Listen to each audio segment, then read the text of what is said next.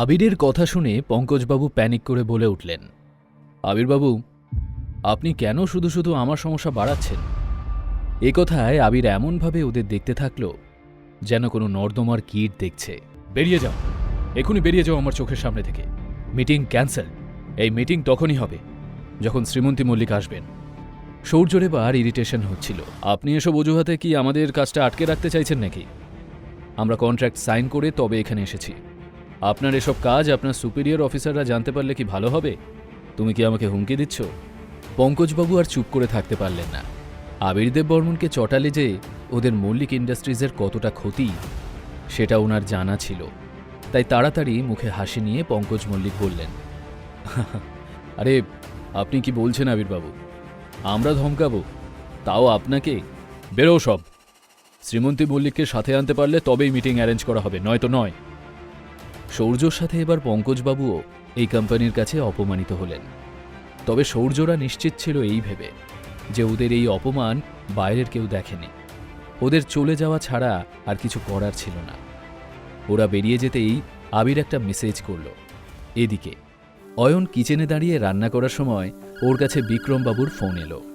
অয়ন ফোনটা ধরে নিচু স্বরে জিজ্ঞেস করল, কাজ হয়ে গেছে তো? বিক্রম হ্যাঁ বললে অয়ন হেসে বলল, গুড, আমি পরে কথা বলছি। অয়ন, কার সাথে কথা বলছিলে? ও কেউ না, রং নাম্বার ছিল।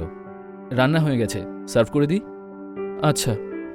শ্রীমন্তীর প্লেটে খাবার সার্ভ করে নিজেও প্লেট গুছিয়ে নিল অয়ন। তারপর দুজনে একসাথে লাঞ্চ শুরু করে দিল। এদিকে অয়ন আর শ্রীমন্তী যখন একে অপরের সাথে হাসি মজায় সময় কাটাচ্ছিল, মল্লিক ইন্ডাস্ট্রিজের অফিসে তখন একটা থমথমে পরিবেশ বিরাজ করছিল। সানরাইজ টাওয়ার থেকে ফেরার পর সৌর্য আর পঙ্কজ মল্লিক রাগে বিরক্তিতে ছটফট করছিল।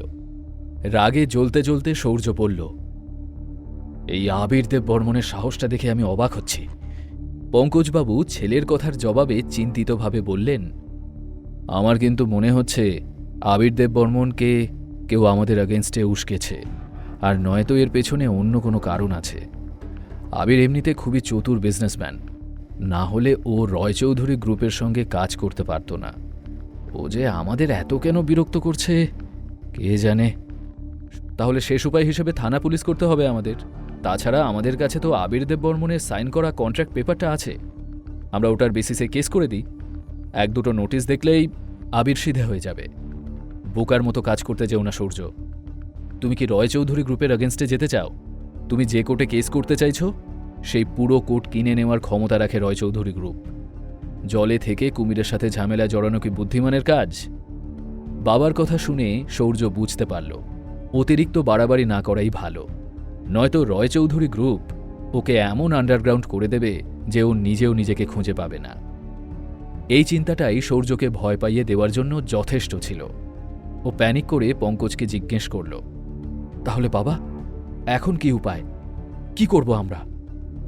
পঙ্কজ নিজেও বুঝতে পারছিলেন না যে ব্যাপারটা কিভাবে সর্ট আউট করবেন। তাই উনি ছেলেকে বললেন, চল বাবার কাছে গিয়ে ওনাকে খুলে বলি সবটা, তারপর দেখা যাক কোনো উপায় বেরোয় কিনা। সৌর্য বাবার কথায় সায় দিয়ে এই পুরো ঘটনার জন্য শ্রীমন্তীকে দায়ী করে বলল, আমি শিওর এই সবের পেছনে শ্রীমন্তীর হাত আছে। ওই আবির দেববর্মনের সাথে পার্সোনাল রিলেশন বানিয়েছিল তো এই কারণেই, যাতে সময় অসময়ে মিস্টার দেববর্মনকে দিয়ে ও আমাদের ইনসাল্ট করাতে পারে।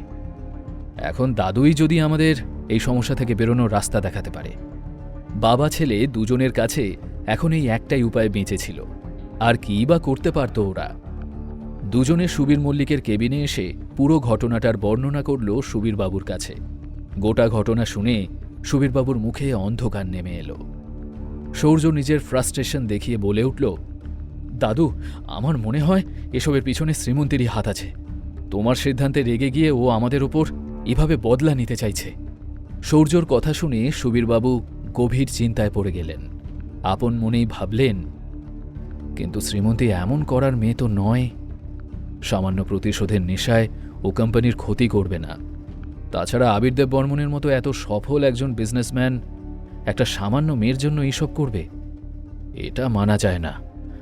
আর কেন জানি না এত কিছুর মধ্যেও আমার ওই অপদার্থ অয়নটার ওপর সন্দেহ হচ্ছে।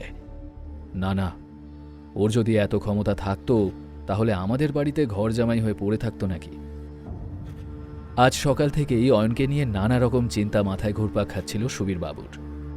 অনেকগুলো সম্ভাবনাই মাথায় আসছিল তার, কিন্তু কোনোটাই লজিক্যাল মনে হচ্ছিল না।